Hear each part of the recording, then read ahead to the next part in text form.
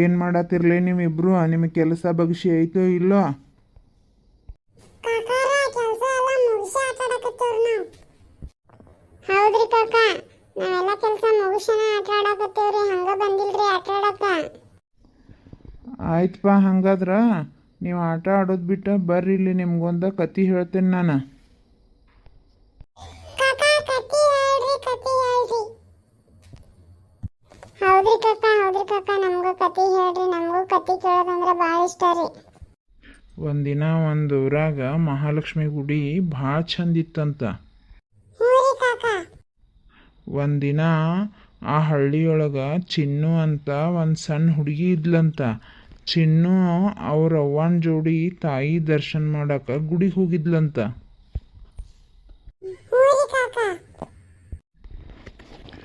ಚಿನ್ನು ಅವ್ರ ಅವ್ವನ ಜೋಡಿ ತಾಯಿ ದರ್ಶನ ಮಾಡಕ್ಕೆ ಗುಡಿಗೆ ಹೋದ್ಮೇಲೆ ಅಲ್ಲೇ ಟನ್ ಟನ್ ಗಂಟಿ ಸಪ್ಳ ಕೇಳಿತಂತ. ಕೇಳಾಕತ್ ಕೂಡಲೇ ಆಕಿ ಕೈ ಮುಗಿದ ಮಹಾಲಕ್ಷ್ಮಿ ತಾಯಿಗೆ ಅವ್ರ ಮನೆಯೊಳಗೆ ಒಂದು ಹಸು ಇತ್ತಂತ. ಚಿನ್ನನ ಮನೆಯೊಳಗೆ ಒಂದು ಹಸು ಇತ್ತಂತ. ಹಸು ಅಂದ್ರೆ ಆಕಳ ಇತ್ತಂತ. ಅದು ಹಾಲು ಕಡಿಮೆ ಕೊಡ್ತಿತ್ತಂತ. ಹ್ಞೂ ರೀ ಕಾಕ.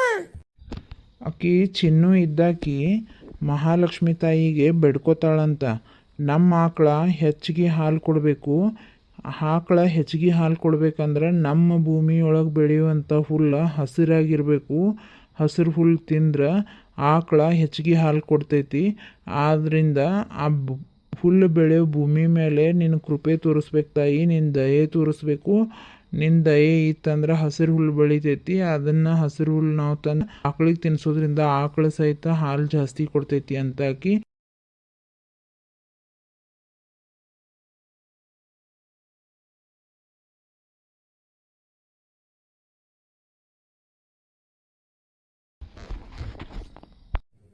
ಹ್ಞೂ ರೀ ಕಾಕ. ತಾಯಿ ಕಡೆ ಬೇಡ್ಕೊಂಡ್ಮೇಲೆ ಚಿನ್ನು ಹೊಲದಾಗ ಹಸಿರು ಹುಲ್ಲು ಹುಲಸಾಗಿ ಬೆಳೆಯಕೈತಂತ. ಹಸಿರು ಹುಲ್ಲು ಹುಲಸಾಗಿ ಬೆಳೆದದನ್ನವ್ರ ಆಕಳಿಗೆ ತಂದು ಹಾಕೋಣಂತಲೇ ಆಕಳ ಹೆಚ್ಚಿಗೆ ಹಾಲು ಕೊಡೋಕೆ ಚಾಲು ಮಾಡ್ತಂತ. ಚಿನ್ನು ಮಹಾಲಕ್ಷ್ಮಿ ತಾಯಿ ಮೇಲೆ ಅಪಾರ ನಂಬಿಕೆ ಭಕ್ತಿಯಿಂದ ಬೇಡ್ಕೊಂಡು ಬೇಡಿಕೆಗಳೆಲ್ಲನೂ ಈಡೇರ್ತೊಡಗ್ತಾವಂತ. ಚಿನ್ನು ತನ್ನ ಕುಟುಂಬದವ್ರ ಜೊತೆ ತುಂಬ ಖುಷಿಯಾಗಿ ಇರ್ತಾಳಂತ. ಹೌದ್ರಿ ಕಾಕ. ಕಾಕ ಎಷ್ಟೇ ರೀ ಕತ್ತಿ? ಹ್ಞೂ ತಮ್ಮ, ಇಷ್ಟ ಕತೆ ಐತಿ. ಅದಕ್ಕೆ ನಿಮಗೆ ಇಬ್ಬರಿಗೂ ನಾನು ಇದನ್ನು ಹೇಳಿದ್ನಿ. ನೀವು 4 ಮಂದಿಗೆ ಹೇಳ್ರಿ ಇದನ್ನು, ಹಿಂಗೈತಿ ಕತೆ ಅಂಥೇಳಿ.